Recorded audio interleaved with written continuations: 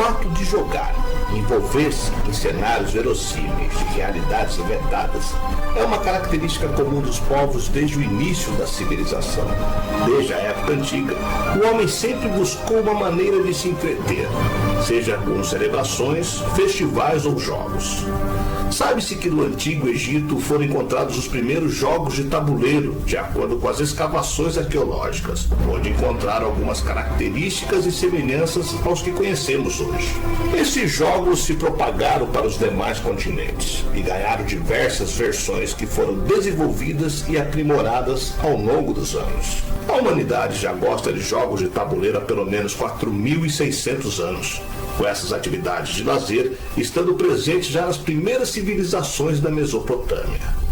O mais antigo deles, a já ter sido descoberto, é o Jogo Real de Ur, que ganhou esse nome por ter sido encontrado em meio às ruínas de tumbas reais localizadas na cidade suméria de Ur.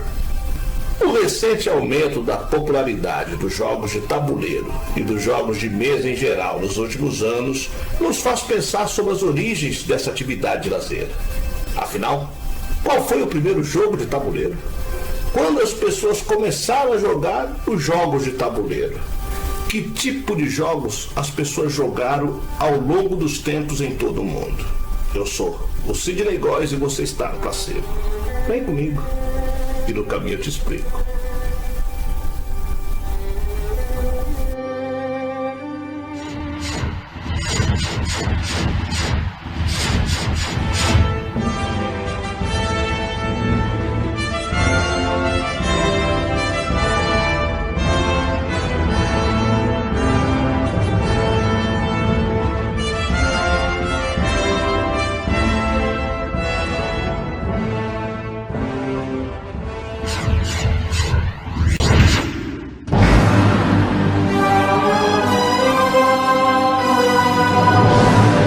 Se você vivesse no Egito de 2000 anos antes de Cristo, um de seus passatempos seria jogar sinete. Caso fosse um cidadão da Suméria, a civilização que criou a escrita há 5.000 anos, talvez tentasse a sorte no Jogo Real de Ur. Seja qual for a época ou o lugar, os jogos de tabuleiro quase sempre estavam presentes para combater o tédio. Alguns foram evoluindo com o tempo e nunca deixaram de ser jogados.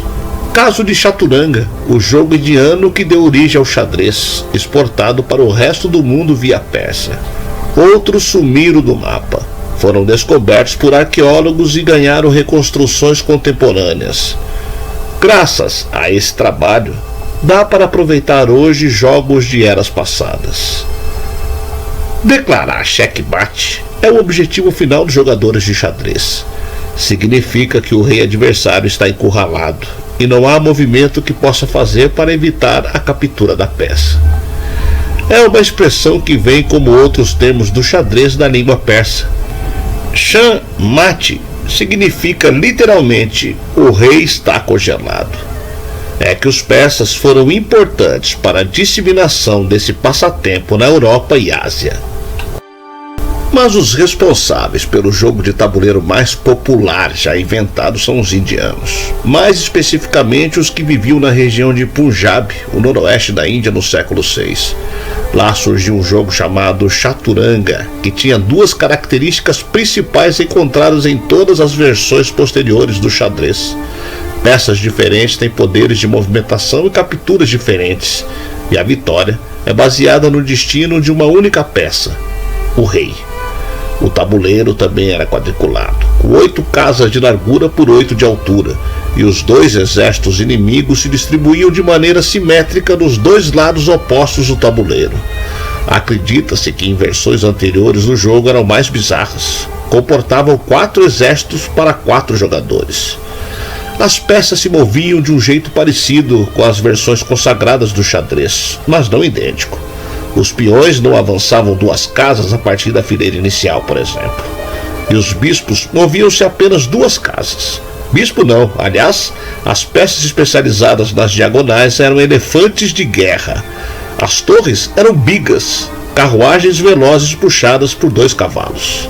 E, em vez da rainha, o que havia era o ministro, uma peça que andava apenas uma casa na diagonal em qualquer direção. O surgimento da dama é inclusive considerado a mudança mais radical nas regras do xadrez durante sua evolução. Ela apareceu durante os séculos XV e XVI, quando alguns monarcas da Europa alcançaram papéis protagonistas, como Maria I, e que se tornou a primeira mulher a governar a Inglaterra. Nessa época, a dama se tornaria a peça mais poderosa do jogo, já que pode se movimentar à vontade em todas as direções do tabuleiro.